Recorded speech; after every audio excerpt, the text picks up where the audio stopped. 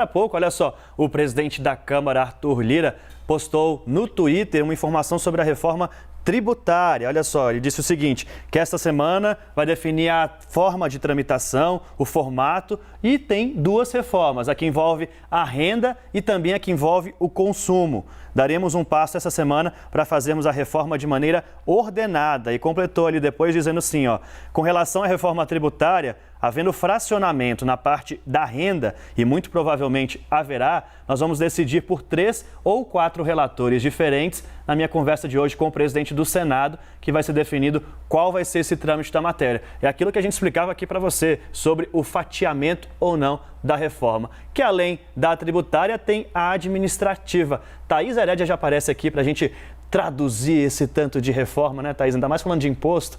Bom dia. Boa tarde já. Boa tarde, Daniel, Marcela. Boa tarde a todos. Olha, primeiro vou aproveitar que você trouxe aqui a postagem do Arthur Lira. Ele chega com essa proposta de não só fazer o fatiamento do mérito ali da reforma, mas fazer também o fatiamento entre relatores, né?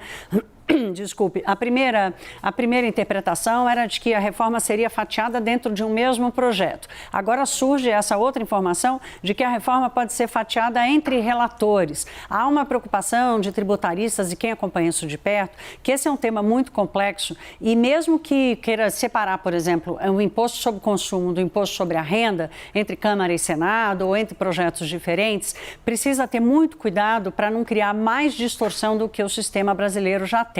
Então, falando isso, meninos, eu propus aqui para a gente explicar para quem está conosco qual é a diferença entre uma reforma e outra, porque quando a gente fala de reforma tributária, muita gente espera que a gente trate sobre a carga tributária, ou seja, quanto vamos pagar de imposto. Mas a reforma tributária não passa por isso. Então, eu vou fazer aqui uma explicação entre uma e outra. O que a reforma tributária vai fazer é mexer na forma como o governo arrecada, é sistema tributário, é de quem, como, quanto e quando você precisa pagar imposto. Nesse quesito aqui, o Brasil é o pior do mundo. Nós somos o país que leva mais horas para cumprir com as nossas obrigações, as empresas cumprirem com as suas obrigações. Então, a reforma tributária é para buscar eficiência, especialmente equilíbrio, e os impostos sobre o consumo causam muito desequilíbrio porque os mais pobres pagam mais impostos que os mais ricos. Então, eficiência e equilíbrio na forma de arrecadar, no sistema tributário.